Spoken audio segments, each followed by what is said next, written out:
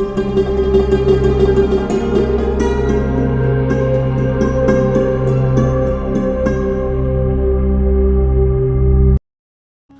خسر الذین قتلوا اولادهم سفہا بغیر علم، بے شک تباہ ہوئے وہ جو اپنی اولاد کو قتل کرتے ہیں احمقانہ جہالت سے۔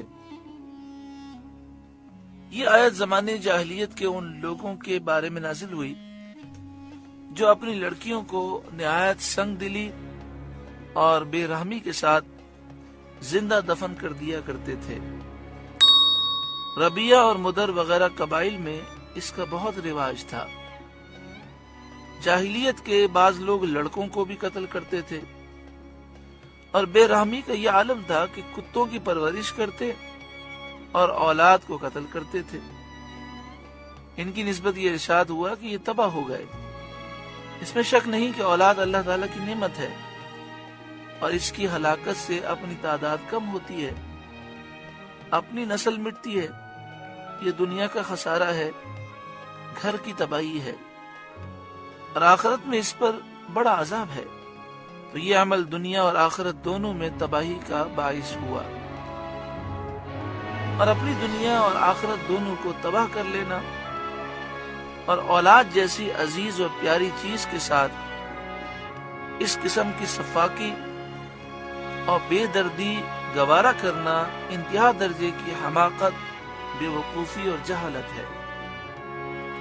زمانے جاہلیت کا ماحول آج کافروں کے اندر بھی پایا جاتا ہے۔ یورپ میں، امریکہ میں لوگ اپنے ماں باپ کی خدمت نہیں کرتے، ہاں کئی کتے پالتے ہیں اور ان کی خدمتیں کرتے ہیں۔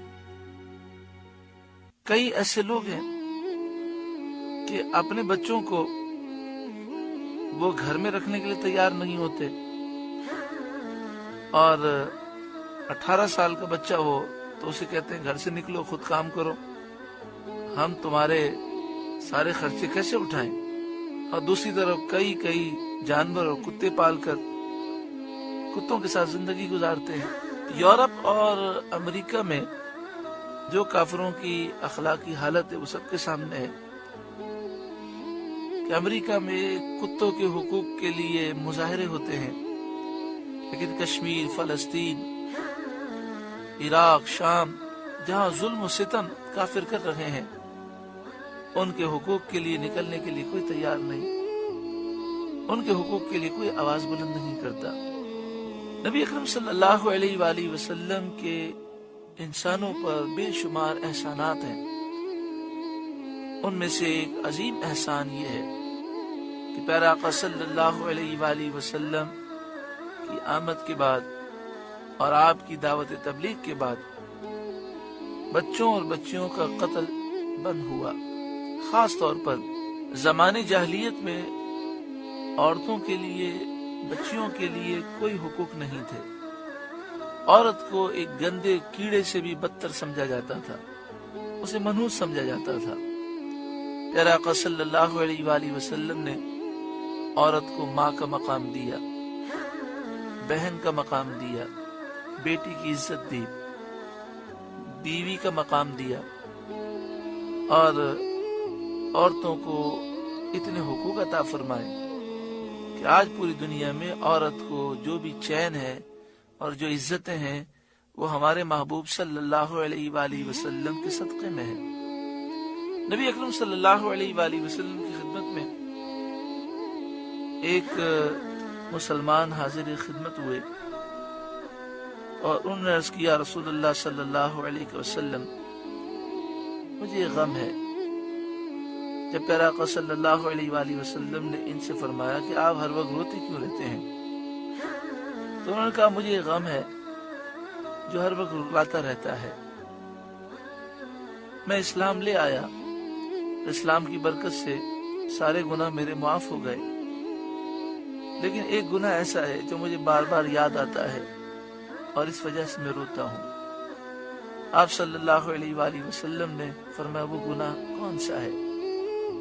تو انہوں نے عرض کی کہ میرا تعلق بھی اسی قبیلے سے تھا کہ جو بچیوں سے بڑی نفرت رکھتے تھے اور جب بچی کی ولادت ہوتی تو اسے وہ قتل کرنے کے متعلق سوچا کرتے تھے۔ ہمارے خاندان کے اکثر لوگ بچیوں کے قاتل تھے۔ میرے یہاں بچی کی ولادت ہوئی، میری بیوی نے مجھ سے کہا کہ تم اسے قتل نہ کرنا۔ جب میں نے اس بچی کو دیکھا تو وہ بہت پیاری اور خوبصورت تھی، مجھے اس پر پیار آ گیا اور میں نے اسے قتل نہ کیا۔ جب وہ کچھ بڑی ہوئی تو زمانے جاہلیت کے ماحول میں مجھے طعنے ملنے لگے اور وہی زمانے جاہلیت کی سوچ مجھ پر غالب آئی۔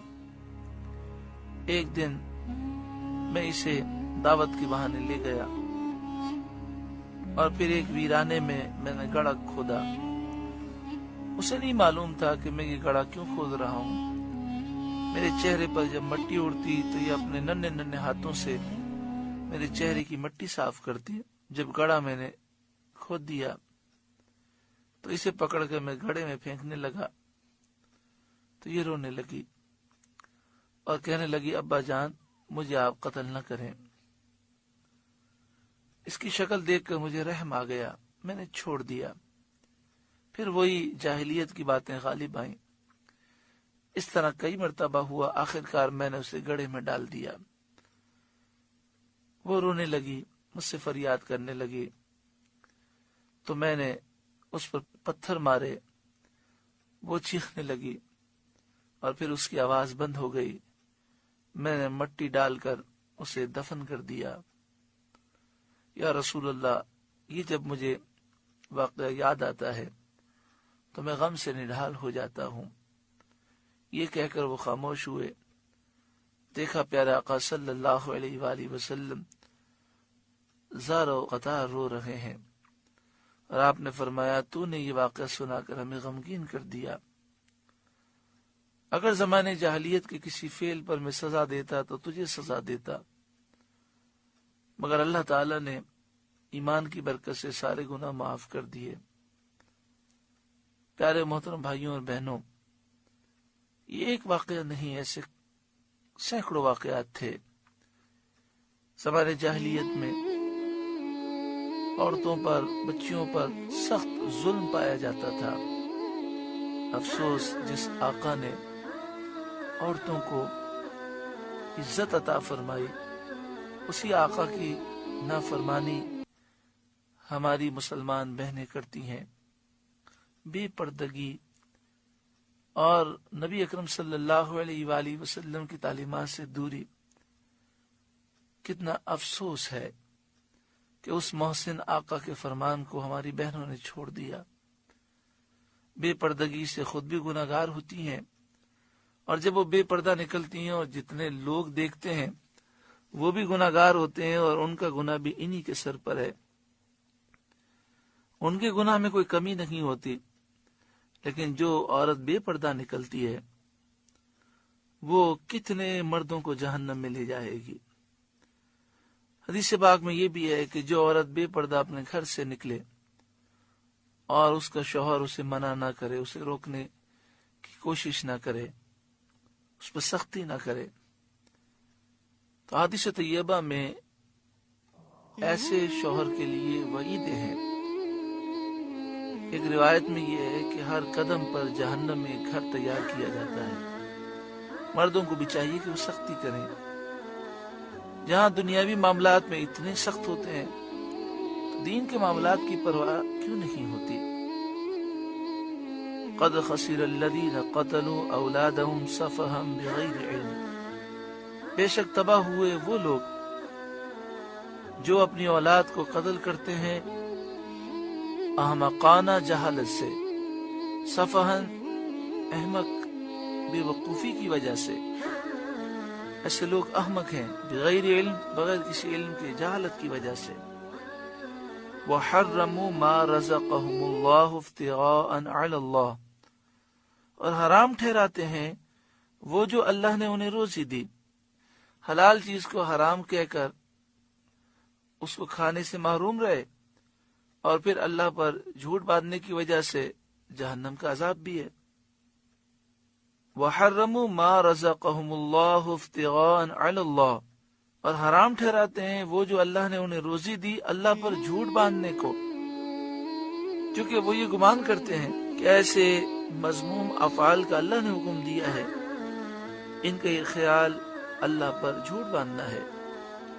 قد ضلوا وما كانوا مہتدین، بے شک وہ بہک گئے، گمراہ ہو گئے اور راہ نہ پائی، وہ ہدایت یافتہ نہ ہوئے، حق اور ثواب کی راہ انہوں نے اختیار نہ کی۔ سورہ انعام کا 16واں رکوع مکمل ہوا۔